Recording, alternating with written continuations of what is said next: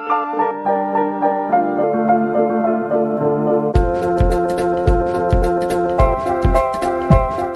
Students, previous class में हम लोगों ने डिस्कस किया था electric resistance, Ohm's law and derivation of Ohm's law on the basis of drift velocity. आज की क्लास में स्टूडेंट हम लोग बात करने जा रहे हैं स्पेसिफिक रेजिस्टेंस की।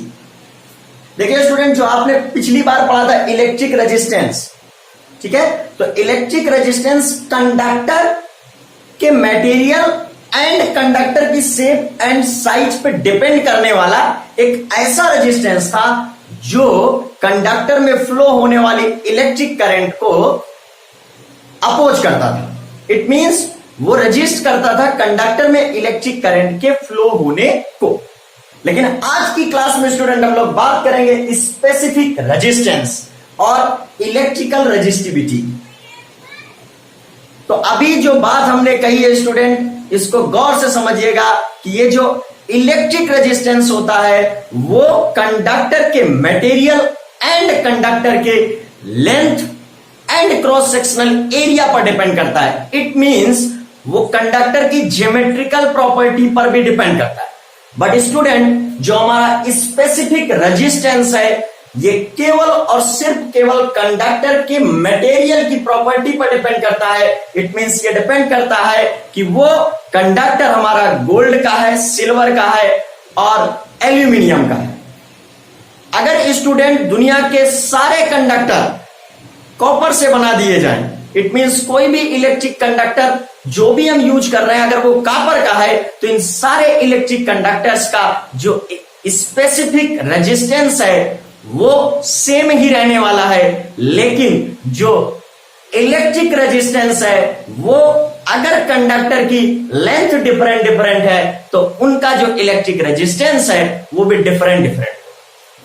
तो स्टूडेंट, क्या है स्पेसिफिक रेजिस्टेंस, इसको समझ लेते हैं कि जैसे कि हमारा कोई एक इलेक्ट्रिक कंडक्टर है और इस इलेक्ट्रिक कंडक्टर का जो लेंथ है वो स्मॉल एल है और इस इलेक्ट्रिक कंडक्टर का जो क्रॉस सेक्शनल एरिया है वो कैपिटल ए। अब इस इलेक्ट्रिक कंडक्टर के इंड्स के एक क्रॉस हमने एक electric resistance electric potential difference apply करके रखा है V। तो स्टूडेंट, एल लेंथ में अगर V पोटेंशियल डिफरेंस आप लगाते हैं तो यूनिट लेंथ में जो इलेक्ट्रिक पोटेंशियल डिफरेंस होने वाला है वो V/L होगा। तो यूनिट लेंथ के इलेक्ट्रिक पोटेंशियल डिफरेंस को हम लोग इलेक्ट्रिक फील्ड इंटेंसिटी बोलते हैं, जो इस कंडक्टर के अंदर डेवलप होगी due to electric potential difference applied across the ends of electric conductor. अब स्टूडेंट, इस पोटेंशियल डिफरेंस को लगाने से इस इलेक्ट्रिक कंडक्टर के अंदर एक इलेक्ट्रिक फील्ड जनरेट हुई है जो है वेक्टर E = V/L और जिसका डायरेक्शन है पॉजिटिव टर्मिनल से नेगेटिव टर्मिनल की तरफ इनसाइड एनी इलेक्ट्रिक कंडक्टर। अब स्टूडेंट, हम लोग बात करेंगे कि जब भी भाई इलेक्ट्रिक कंडक्टर के अंदर इलेक्ट्रिक फील्ड आएगी तो उसमें इलेक्ट्रिक करंट भी फ्लो हो रही होगी। तो स्टूडेंट, इसके अंदर लेट कर लीजिए कि I इलेक्ट्रिक करंट फ्लो हो रही। क्लियर? अब स्टूडेंट, इस इलेक्ट्रिक कंडक्टर के एवरी पॉइंट में अगर इसका क्रॉस सेक्शनल एरिया कांस्टेंट है तो एवरी पॉइंट में जो करंट डेंसिटी है वो कांस्टेंट रहने वाली है। और अगर क्रॉस सेक्शनल एरिया वेरी करता है तो डिफरेंट पॉइंट में जो करंट डेंसिटी है वो डिफरेंट रह सकती है। बिकॉज जो करंट डेंसिटी है J = I/A वो क्रॉस सेक्शनल एरिया की वैल्यू के डिफरेंट होने पर डिफरेंट हो सकती है, क्योंकि इलेक्ट्रिक करंट I की वैल्यू तो भाई पूरे में सेम रहने वाली है। बिकॉज 1 सेकेंड में जो amount of electric charge flow होगा वो तो पूरे में फ्लो होगा। क्लियर है ना स्टूडेंट? तो यहां पर हम फाइंड आउट करते हैं करंट डेंसिटी। तो भाई जो करंट डेंसिटी है वो बनेगी J = I/A एम्पियर पर metre square. Clear student? I/A। तो भाई इलेक्ट्रिक फील्ड इंटेंसिटी जो इलेक्ट्रिक कंडक्टर के अंदर आई है वो समझ लिया, जो करंट डेंसिटी इसके अंदर किसी पॉइंट में है वो हमने देख लिया, J is equal to I by A. तो स्टूडेंट इस इलेक्ट्रिक फील्ड इंटेंसिटी और करंट डेंसिटी के बीच जो रेशियो होता है उसको हम लोग बोलते हैं specific resistance.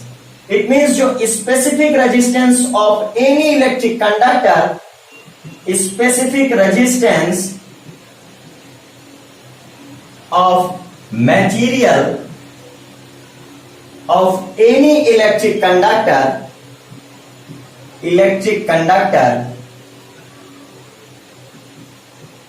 is the ratio of electric field intensity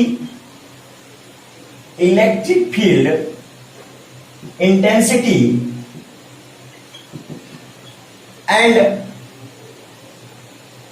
current density at any point of electric conductor.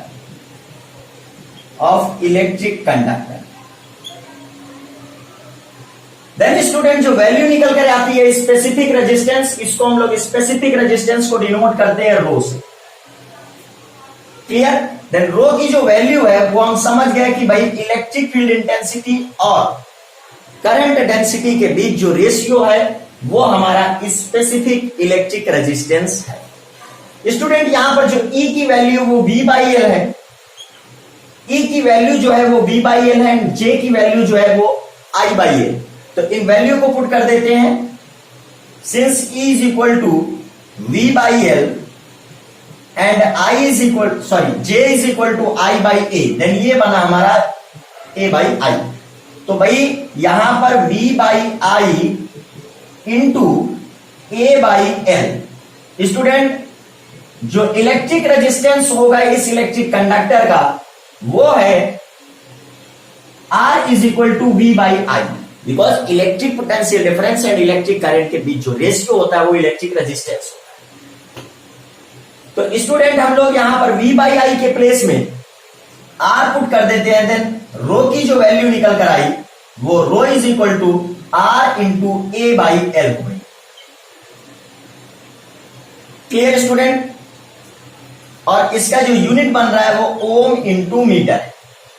अब स्टूडेंट हमने थोड़ी देर पहले बात की थी कि ये जो स्पेसिफिक इलेक्ट्रिक रेजिस्टेंस है ये इलेक्ट्रिक कंडक्टर के शेप एंड साइज पर डिपेंड नहीं करता, बट यहां पर जो स्पेसिफिक इलेक्ट्रिक रेजिस्टेंस है उसमें A एंड L दोनों ही R है। तो स्टूडेंट समझिए इसकी डेफिनेशन क्या होगी कि जो स्पेसिफिक रेजिस्टेंस होता है किसी भी इलेक्ट्रिक कंडक्टर का वो ऐसे इलेक्ट्रिक कंडक्टर का रेजिस्टेंस होगा जिसका लेंथ 1 मीटर हो और cross sectional area 1 metre square हो। इट मींस अगर स्टूडेंट हम यहां पर A की वैल्यू को 1 मीटर स्क्वायर कर दें एंड लेंथ की वैल्यू को 1 मीटर कर दें, देन जो डेफिनेशन होगी रो इज इक्वल टू R, ये फाइंड आउट होगी। तो स्टूडेंट आपको पता होगा ये कॉन्सेप्ट, मैंने कई बार आपसे इस बात के बारे में डिस्कस किया हुआ है।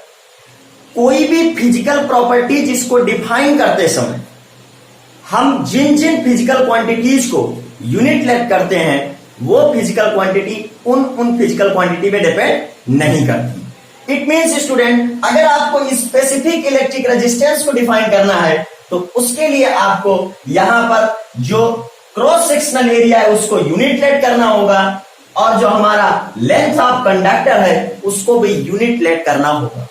तो सिंपल सी बात है यार स्टूडेंट, अगर हमारे कंडक्टर का शेप जो है वो यूनिट लेंथ का है और उसका क्रॉस सेक्शनल एरिया भी हम यूनिट लेट कर रहे हैं, तब जो उस कंडक्टर का इलेक्ट्रिक रेजिस्टेंस होगा उसको हम स्पेसिफिक रेजिस्टेंस बोलेंगे।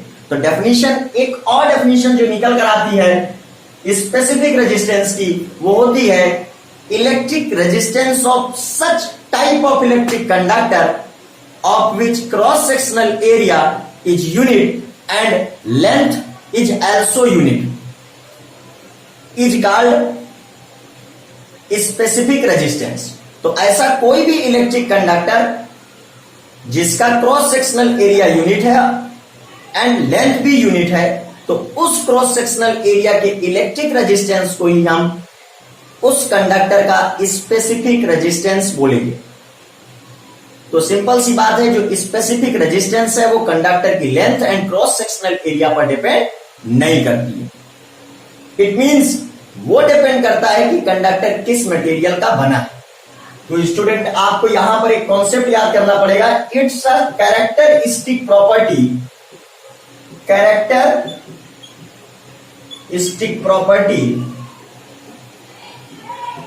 of electric conductor,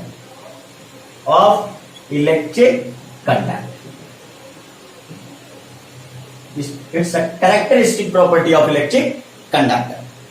स्टूडेंट आपको एक बहुत ही बढ़िया बात बताते हैं कि इलेक्ट्रिक में स्पेसिफिक रेजिस्टेंस की हेल्प से हम डिफरेंट मटेरियल को स्पेसिफाई कर सकते हैं उसके स्पेसिफिक रेजिस्टेंस के टर्म में। प्योर गोल्ड की पहचान अगर करनी है तो प्योर गोल्ड का जो स्पेसिफिक रेजिस्टेंस होता है वो किसी भी गोल्ड का वही रहने वाला है। इसका मतलब ये फिजिकल प्रॉपर्टी है, ऐसी फिजिकल प्रॉपर्टी जो किसी भी मटेरियल को पहचानने के काम में आ सकती है। हम लोगों ने अभी ये बातें समझी कि जो स्पेसिफिक इलेक्ट्रिक रेजिस्टेंस है रो, वो होता है electric field intensity and current density. Electric conductor के अंदर किसी भी पॉइंट में electric field intensity and current density के बीच का रेशियो। तो जो रो की वैल्यू निकली स्टूडेंट वो है E बाई जे, और बाद में यही वैल्यू निकल कर आती है capital R into A by L। Clear student? और हम लोगों ने ये भी सीखा कि जो भी स्पेसिफिक रेजिस्टेंस है वो कंडक्टर के length and cross sectional area पर डिपेंड नहीं करता है, बल्कि इस बात पर डिपेंड करता है कि वो कंडक्टर हमारा किस मटेरियल से बना। अब स्टूडेंट यहां से कुछ नोट पॉइंट और निकल कर आ रहे हैं। जैसे नोट नंबर 1 है हमारा,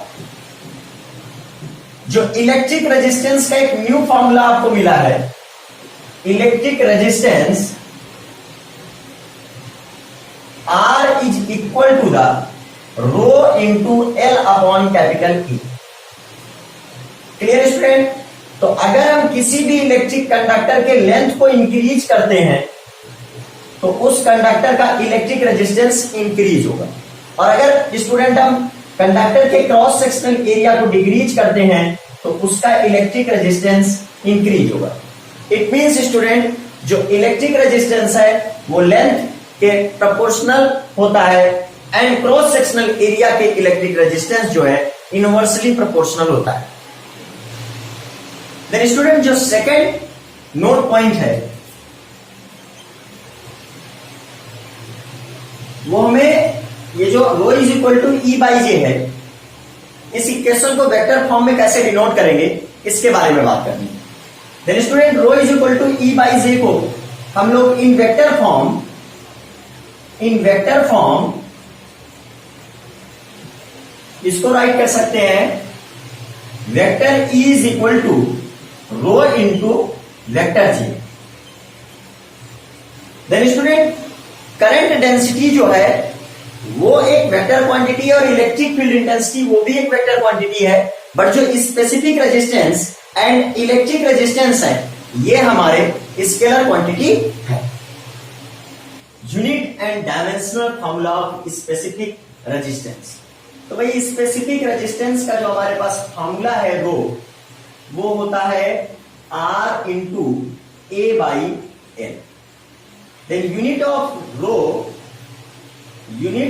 रो is equal to ohm into metre square upon metre. Then unit of rho ये बन रही है ओम इंटू मीटर। क्लियर? अब स्टूडेंट हमें इस यूनिट को in terms of fundamental unit denote करके इससे डायमेंशनल फॉर्मूले को फाइंड करना है। तो जो ओम है उस ओम के प्लेस में R is equal to V by I, then ohm के प्लेस में हम वोल्ट बाई एम्पियर पुट कर सकते हैं। Then unit of rho is equal to volt by ampere into metre. Again जो वोल्ट है हमारा V is equal to W by Q naught, then volt के प्लेस में जूल पर कूलम पुट कर सकते हैं। Unit of rho joule by coulomb into ampere into metre, and joule के प्लेस में हम न्यूटन इंटू मीटर पुट कर सकते हैं। Then unit of rho is equal to newton into metre upon coulomb ampere into metre. Clear? अब ये बन रहा है स्टूडेंट टर्म जो है, न्यूटन के प्लेस में लिख सकते हैं mass into acceleration. Then student ये जो पूरा टर्म बन रहा है unit of rho newton into metre square upon coulomb ampere. Clear? Then इसको और भी लिख सकते हैं KG into metre cube into second square upon, and coulomb के प्लेस में student ampere into second put कर सकते हैं। Then ampere square into second, then KG into metre square term तो यहां था ही, जब हमने मास के लिए न्यूटन के लिए पुट किया तो यहां पर मीटर क्यूब हो जाएगा। KG into metre cube into second power -3 and ampere power -2। Then जो student unit of rho find हो रही है, यूनिट ऑफ रो वो in terms of fundamental unit KG into metre cube into second power -3 into ampere power -2 हमें find हो रही है। अब स्टूडेंट हमें क्या करना है, इससे डायमेंशनल फॉर्मूला को ऑब्टेन करना है। देन डायमेंशनल फॉर्मूला जो है ऑफ रो ये बना केजी, मास के प्लेस में केजी है, देन लेंथ के प्लेस में मीटर है, then ml cube, and time के प्लेस में सेकेंड है, then ml t power -3 ml cube t power -3 and ampere electric current के प्लेस में। देन स्टूडेंट ये जो है हमारा डायमेंशनल फॉर्मूला जो स्पेसिफिक रेजिस्टेंस का है वो ऑब्टेन हो गया है। Carbon resistors and colour code. Carbon resistor, जैसे हम लोग इलेक्ट्रिक सर्किट में डिफरेंट इलेक्ट्रिक कंडक्टर्स के इलेक्ट्रिक रेजिस्टेंस की बात कर रहे थे, ठीक उसी तरह ये कार्बन भी एक मटेरियल है, इसके अंदर भी इलेक्ट्रिक करंट को रजिस्ट करने का एक प्रॉपर्टी है। अब यहां पर हम केवल एक पर्टिकुलर मटेरियल के रजिस्टर की बात ही क्यों कर रहे हैं, तो जो हमारा कार्बन होता है उसका जो स्पेसिफिक रेजिस्टेंस है वो 3.5 into 10 to the power -5 ohm into metre होता है।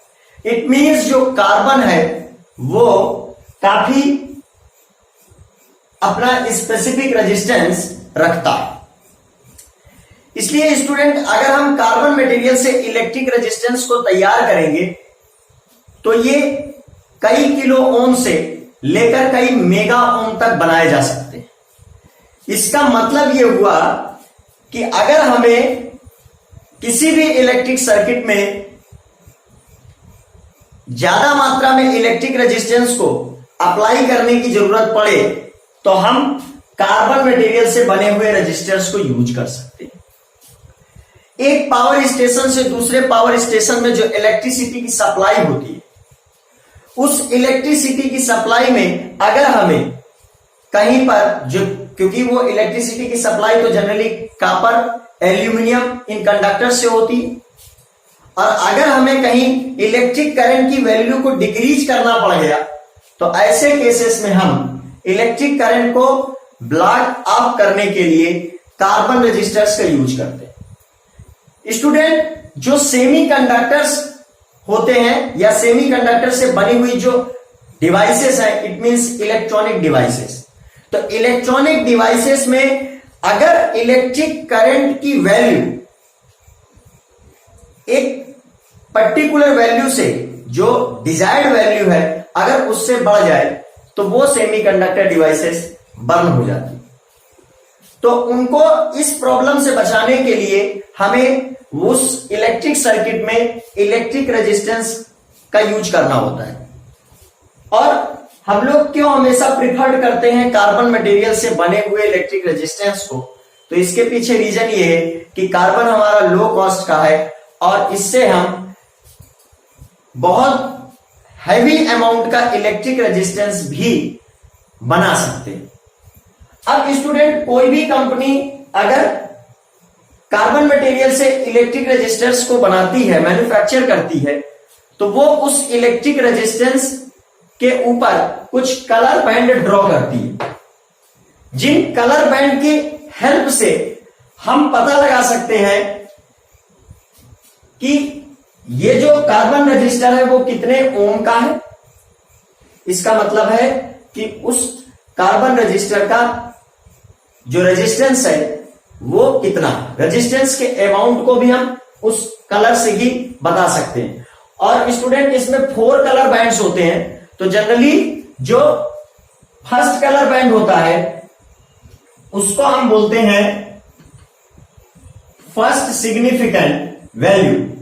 तो फर्स्ट सिग्निफिकेंट वैल्यू उसको बोलते हैं। और जो सेकेंड कलर होता है उसको हम जो है सेकेंड सिग्निफिकेंट वैल्यू बोलते हैं। और जो थर्ड कलर होता है वो थर्ड कलर स्टूडेंट हमें बताता है 10 to the power, it means 10 की कितने पावर के मल्टीप्लीकेशन में ये जो है इलेक्ट्रिक रेजिस्टेंस है। और जो फोर्थ कलर है वो स्टूडेंट हमको बताता है कि ये जो हमारा इलेक्ट्रिक रेजिस्टेंस है ये कितना ज्यादा एक्यूरेट है। इट मींस ये उसकी टॉलरेंस को बताता है। जैसे मान सपोज दैट हमने किसी कंपनी में ऑर्डर दिया कि हमें 5 मीटर लेंथ का एक रॉड आप मैन्युफैक्चर करके दे दीजिए। तो स्टूडेंट जब वो 5 मीटर लेंथ के रॉड को मैन्युफैक्चर करेगा तो वहां पर जरूरी नहीं है कि वो आपको एग्जैक्ट 5 मीटर लेंथ के रॉड को मैन्युफैक्चर करके दे दे। उस 5 मीटर में कुछ वैल्यू ज्यादा या कुछ वैल्यू कम भी हो सकती है। तो जब भी कोई मैन्युफैक्चरर आपको आपके द्वारा मांगे गए सामान को मैन्युफैक्चर करके देगा तो वो आपसे एक टॉलरेंस की लिमिट मांगेगा कि अगर 5 मीटर से हमने 5.01 मीटर का बना दिया तो क्या आप हमारा ये जो रॉड है ले लेंगे। तो इसी तरीके स्टूडेंट, कोई भी रजिस्टर अगर किसी कंपनी ने मैन्युफैक्चर करके आपको दिया है तो वहां इन चीजों का ध्यान रखा जाएगा कि उस रजिस्टर में कितनी टॉलरेंस की वैल्यू को यूज किया गया। अब स्टूडेंट, फर्स्ट तो हम ये बताते हैं आपको कि इसमें 4 टाइप के कलर्स हो सकते हैं। हो सकता है कि किसी भी कार्बन रजिस्टर में केवल 3 टाइप के कलर हो, ठीक है। तो इन चारों कलरों का जो मीनिंग है, जो फर्स्ट कलर है वो आपको क्या समझाएगा, सेकेंड कलर है वो आपको क्या समझाएगा, थर्ड कलर है वो आपको क्या समझाएगा, एंड फोर्थ कलर है वो आपको क्या समझाने वाला होगा। तो स्टूडेंट, ये जो 4 कलर है इनमें से स्टार्टिंग के 3 जो है black, brown, red, orange, yellow, green, blue, violet, grey and white में से कोई भी हो सकते हैं, स्टार्टिंग के 3। बट स्टूडेंट, लास्ट का जो 4th कलर बैंड है वो गोल्ड, सिल्वर और उसमें कोई भी कलर नहीं हो सकता। Clear student? तो अगर फर्स्ट कलर हमको क्या बताएगा इसके बारे में आपको बताते हैं स्टूडेंट। तो जो फर्स्ट कलर है उसको हम लोग बोलते हैं फर्स्ट सिग्निफिकेंट वैल्यू, एंड जो सेकेंड कलर है उसको हम बोलते हैं सेकेंड सिग्निफिकेंट वैल्यू, एंड जो थर्ड कलर है उसको स्टूडेंट हम लोग 10 की पावर में वैल्यू को रिप्रेजेंट करने के लिए यूज करते हैं। और जो 4th कलर है स्टूडेंट वो हमें उस इलेक्ट्रिक रजिस्टर के टॉलरेंस के बारे में बताता है। तो स्टूडेंट, इन कलर का क्या मीनिंग है और वो कौन सी सिग्निफिकेंट वैल्यू या कौन सा मल्टीप्लायर रखते हैं उसके लिए हमें यहां देखना होगा टेबल में। इन कलर के कोड को अगर आपको याद करना है तो एक तरीके से और आप याद कर सकते हैं, BB Roy great boy very good wife. It means black है तो बी, ब्राउन है तो बी, रॉय में आर ओ वाई आया तो R red, O orange, Y yellow, G green, great boy very good wife. It means student इसको आप कुछ इस तरीके से याद कर सकते हैं, B B Roy great boy very good wife. Clear student? तो यहां पर जो फर्स्ट बी है उसका meaning black, second B brown, third जो आर है हमारा वो red, O orange, Y yellow, G green, B blue, V violet, G grey, W white. तो आप कलर के सीक्वेंस को याद करने के लिए BB Roy great boy very good wife इस लाइन को भी याद कर सकते हैं। अब इसमें अगर जो है हमारा जो ब्लैक है तो उसका मीनिंग है 0, brown 1, red 2, orange 3, yellow first and second band के लिए वो जो फिगर्स हैं वो लिख रहे हैं, green yellow 4, green 5, blue 6, violet 7, grey 8 and white 9। अब स्टूडेंट अगर थर्ड बैंड हमारा black, brown, red, orange, yellow, green, blue, violet, grey, white में से किसी भी कलर का हो तो हम उसको किस तरीके से उसकी वैल्यू को रिप्रेजेंट करेंगे? तो वो है 10 to the power 0, 10 to the power 1, 10 to the power 2, 10 to the power 3, 10 to the power 4, 10 to the power 5 and 10 to the power 6, 10 to the power 7, 10 to the power 8 and 10 to the power 9। तो कुछ इस तरीके से student जो colours हैं उनको हम बाद में नंबर में डिनोट कर देंगे, नंबर एंड 10 की पावर्स में डिनोट कर देंगे और उस कार्बन रजिस्टर्स का जो है इलेक्ट्रिक रेजिस्टेंस हम लोग फाइंड आउट कर सकते हैं। Clear student? मान लीजिए सपोज दैट जो फर्स्ट कलर है वो हमारा रेड है, सेकेंड कलर हमारा ब्लू है, थर्ड कलर जो है हमारा वो ग्रे है एंड फोर्थ कलर जो है, तो फोर्थ बैंड जो होता है डी नंबर का जो बैंड है, जो डी नंबर का कलर है स्टूडेंट वो अगर गोल्ड है तो इट मींस वो इलेक्ट्रिक रजिस्टर जो है 5% टॉलरेंस रखता है और अगर वो जो सिल्वर है तो वो 10% का टॉलरेंस रखता है और अगर वो कोई भी कलर नहीं है फोर्थ नंबर में तो इट मींस वो इलेक्ट्रिक रेजिस्टेंस जो है हमारा वो 20% का टॉलरेंस रखता है। तो स्टूडेंट यहां पर हमने red, blue, grey and suppose that ये गोल्ड। Clear student? अब हमें इस तरीके का कोई अगर कार्बन रजिस्टर दिया हुआ है तो हमें उस कार्बन रजिस्टर का रेजिस्टेंस अगर फाइंड आउट करना हो तो किस तरीके से फाइंड आउट करेंगे? तो स्टूडेंट ये जो रेड है तो हम तो रेड के लिए B R O Y Roy great Britain very good wife, ये 9 नंबर्स हैं। तो बी आर इट मीन्स 0 1 2, तो यहां पर हमारा 2 आया फर्स्ट नंबर, तो फर्स्ट सिग्निफिकेंट वैल्यू हमको मिल गई। अब स्टूडेंट हम क्या करेंगे? सेकेंड नंबर पे ब्लू है तो ब्लू को चेक करेंगे, तो ब्लू हमारा आ रहा है यहां पर ब्लैक, ब्राउन एंड ब्लू, तो 1 0 1 2, तो इसकी वैल्यू है 6, तो सेकेंड सिग्निफिकेंट वैल्यू भी मिल गई। थर्ड है स्टूडेंट ग्रे, तो ग्रे को भी आप बीबी रॉय ग्रेट ब्रिटेन करके चेक कर सकते हैं। ग्रे हमारा ग्रीन के नीचे ग्रे है, इट मींस ये 8 नंबर पे आएगा, ये 8, तो इसको लिखेंगे पावर्स में 10 to the power 8।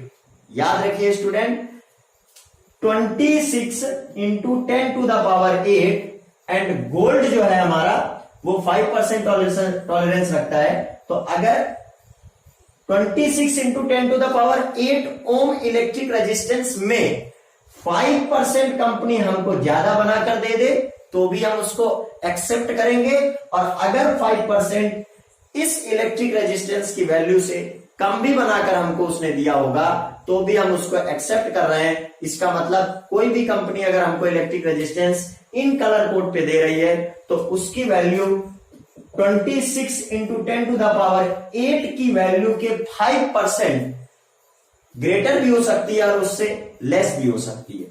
तो कुछ इस तरीके से carbon resistors and colour code को स्टूडेंट हम लोग समझ सकते हैं।